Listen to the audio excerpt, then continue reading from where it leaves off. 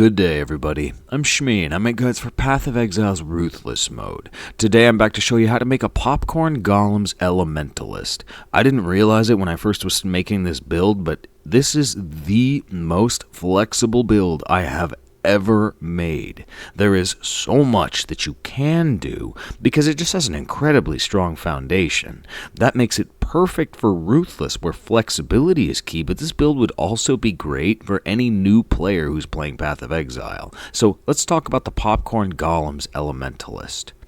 When anyone uses the term popcorn for a minion build, they're referring to the keystone minion instability. Take any temporary minion, summon Raging Spirit is most common, and deliberately hurt it, making it explode as your primary source of damage.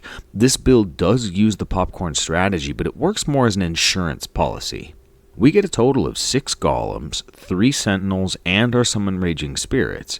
If they die, the golems will be resummoned by the Elementalist Ascendancy Liege of the Primordial, and your other minions are already temporary, so getting them back is easy. Playing this build means that you can skimp on minion survivability and focus purely on damage because everything comes back automatically. Now there's one big problem with playing this build, especially in Ruthless. Witches do not get Absolution. There is a most effective way to get all the gems you need for this build, and I'm going to describe it next. But you can avoid this entire headache by just creating a Mule Templar and taking him to the Cavern of Wrath to get an Absolution skill gem. It would take about an hour, but if you can do that, you can ignore the entire next section. Otherwise, getting your skill gems is complicated. You're going to receive Summon Raging Spirit, Clarity, Flesh Offering, and Elemental Weakness naturally from quests. You're going to exchange your first Uncarved Gemstone for Absolution, then take Chaos Golem as a quest reward for finishing Act 4, Stone Golem with your second Uncarved Gemstone, and then Lightning Golem with your third Uncarved Gemstone. In order to acquire Flame Golem of Hordes, pre-farm any red skill gems like Heavy Strike on a Marauder, and then use the Divine Font Craft to exchange a gem for a random transfigured gem of the same color. Of all the 3 colors, red has by a wide margin the fewest transfigured gems, which means that getting this really isn't that hard. I think I did it the second time. And note that you cannot use the Divine Font's trade a skill gem for its transfigured version craft unless you somehow obtain a Flame Golem gem. To level up your passive tree, take the right-hand path out of the witch starting area getting the minion stats all the way to Deep Wisdom, then cut across through Practical Application, Arcanist's Dominion, and all the way to Enduring Bond. Early on, your minions die frequently, so you're also going to want to pick up the Minion Instability Keystone. With any minion build, your survivability is often pretty great because you get to just sit back and watch your minions deal the damage. Your main focus then is just increasing that minion damage.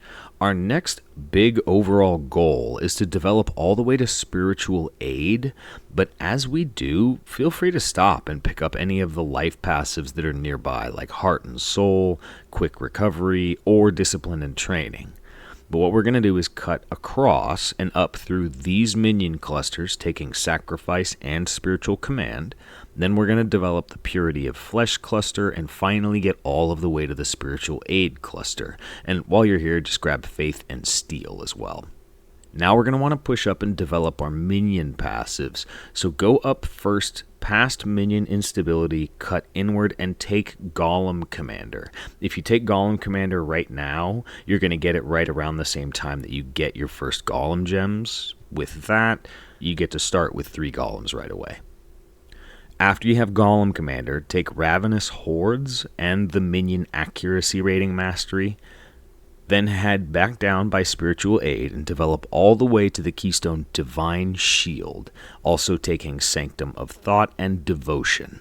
After that, develop your Life Recoup by taking Vampirism here and Infused Flesh up here. Now, if you finish the build, this level 70 version will get you to maps, and there's a link to this in the description. But as I said, one of the really cool things about this build is there's a lot of different ways to take it. So here's the way that I've taken it as of level 86. Also, note that the weirdness that I'm doing with my jewel sockets is because I just haven't found any decent jewels, so I'm just getting ready to unlock the sockets. Finishing this build is basically just filling what's nearby, so check those POB links in the description. For your Ascendancies, you're going to want to take Liege of the Primordial first, then Elemancer, then Bastion of Elements third. You can kind of ignore your Uber Labs because you gain almost no benefit from your Uber Ascendancy. I'm 86 and I still haven't done it. If you're a Labs avoider, this is going to be a great build for you. Now, the ideal choice on your final Ascendancy is going to be Mastermind of Discord, but note this only works on exposure that you apply. If your minions are applying it, they don't benefit. So the only real time this Ascendancy matters is if you can get an Awakened Lightning Penetration gem, which you attach to Absolution. You could also theoretically take Shaper of Winter. Hits that can chill always will. You don't have to get chance to chill. So this would give your Absolution damage some amount of chill that might be useful. It's one of the many things I haven't been able to try yet. And when we talk about supports, that's the best part of this build. It can benefit from almost any support gem in the game. However you link up your minion skills is going to depend exactly and entirely on what you find. Most gems that would only be good for a melee build, well, they're going to work for SRS since the spirits use a melee attack.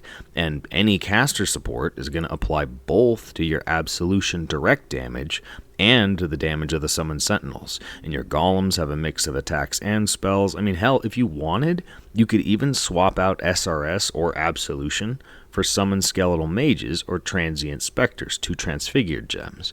Oh, and yeah, there's literally an entire category of minion support gems that would all work.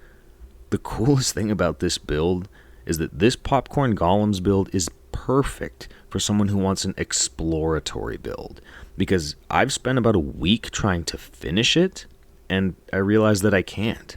At least I can't finish it for you. I've wanted to try out so many more things, but there's just too much to test.